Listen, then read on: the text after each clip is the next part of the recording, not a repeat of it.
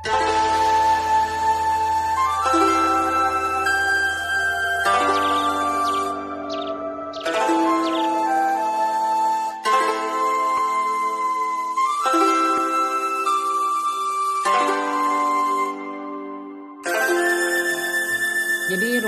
saya bilang ke ibunya mungkin obat-obat yang lain bisa sedikit dikurangi ya, jadi tidak usah terlalu.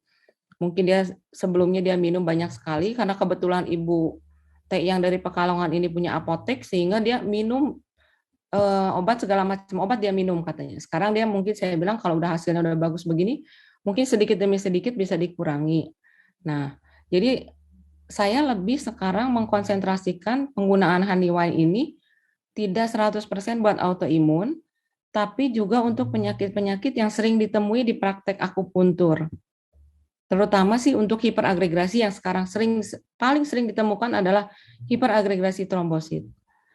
Mungkin hiperagregasi trombosit ini di sini bisa diderita akibat dari pertama dia pernah terinfeksi tapi dia tidak tahu sehingga muncul 6 bulan kemudian terjadi agregasi, atau kedua kalau saya menduga ada sedikit peran vaksinasi di sini ya.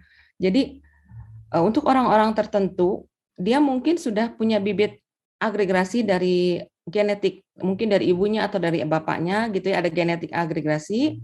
Kemudian dia divaksin, muncullah jadi seolah-olah di-trigger, muncullah jadi dia sangat dominan. Dan pada saat dicek lab, itu betul-betul agregasi trombositnya itu betul-betul dari 4 penanda agregasi semua positif.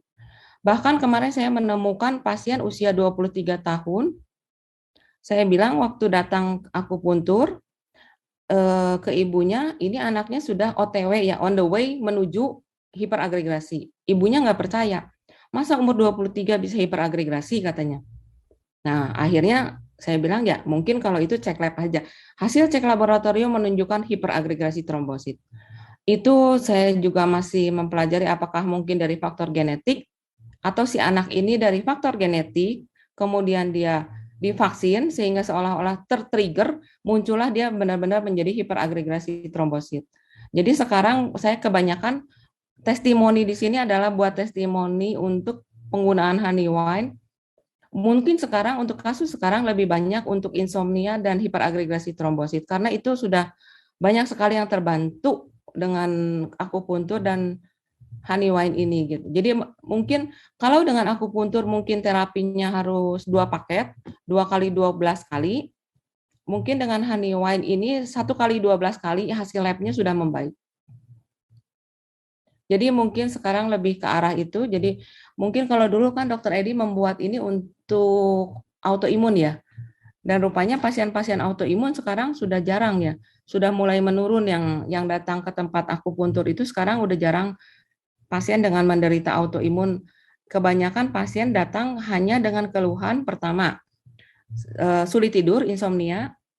Kalau dijelaskan secara teori akupuntur, itu agak sulit ya, karena kan jelimet kita harus melihat meridian, melihat lidah, kemudian kita lihat jalur stagnasinya di mana, hasil cuppingnya bagaimana. Tapi saya rangkum saja, pasien datang dengan keluhan insomnia, dan rata-rata memang livernya terganggu, sehingga ya tadi kan Pak Hilman juga menjelaskan pada saat liver terganggu, api liver naik ke atas mengganggu ke daerah jantung, jadi biasanya dia insomnia. Jadi saya biasanya di akupunturnya hanya untuk menenangkan livernya dulu. Paling pertama saya ambil titik liver untuk menenangkan, kemudian setelah itu menenangkan bagian jiwanya.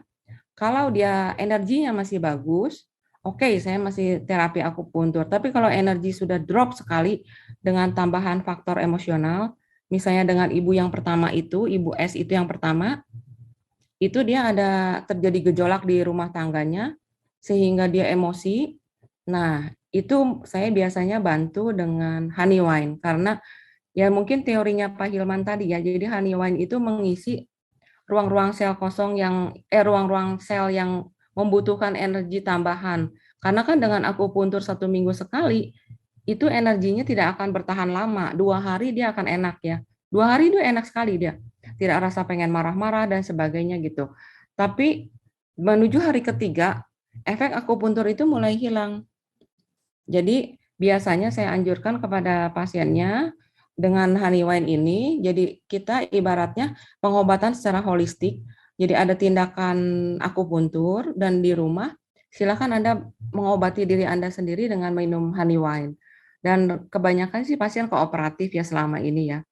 Untungnya kooperatif dan hasilnya kalau mereka sudah bagus, mereka akan senang sekali gitu. Jadi di sini mungkin testimoninya lebih banyak ke arah pemakaian Honeywine untuk kasus insomnia, untuk kasus hiperagregasi trombosit, dan untuk kasus stagnasi energi atau yang disebut yang orang bilang stagnasi qi ya. Jadi memang udah seperti yang ibu yang pertama itu, kalau saya lihat lidahnya sudah gambaran bukan lidah. Kalau tadi Pak Hilman ngasih gambaran lidah itu kan masih berbentuk lidah ya. Kalau ini sudah tidak berbentuk lidah, sudah seperti balok. Jadi dia memang ada emosi yang terpendam sekian lama, mengakibatkan stagnasi luar biasa. Jadi lidahnya itu sudah kayak balok. Kalau dia suruh menjulurkan lidah itu, sudah keras sekali lidahnya itu. Membuka energi meridian yang di sana itu luar biasa susah ya, membutuhkan waktu ya. Jadi pasiennya kalau biasanya selama pasiennya tidak ada keluhan, dia oke-oke aja terapi akupuntur sampai 6 bulan, 7 bulan, tidak sampai 1 tahun pun dia mau. Tapi asal keluhan utamanya dia itu seperti kasus dia tidak bisa tidur, tertangani dulu. Jadi saya bilang ya waktu itu coba dengan Honeywine dulu. Kalau sudah bisa tidur, selanjutnya kita terapi akupuntur tetap dilanjutkan. Gitu. Jadi mungkin ya ini terapinya saling saling tumpang tindih ya. Dua-duanya saling bantu sih sebetulnya. Jadi mungkin testimoni untuk Honeywine sih itu. Kalau untuk testimoni di bidang akupuntur mungkin terlalu luas ya, terlalu lama mungkin waktunya. Ya mungkin itu dulu lah. Ya, aplaus untuk Dr. Vera ya. Oke, ya. Thank you. Terima kasih banyak Dr. Vera. Ya. Terima kasih banyak Dr. Vera. Sangat bermanfaat. Sangat bermanfaat. Terima kasih. Oke, nanti teman-teman bisa menanyakan di kolom chat lagi mengenai pelayanan Dr. Gigi Vera ya, juga Sinsei Hilman di kolom chat, nanti dokter ini akan membacakan ya. Oke, sekarang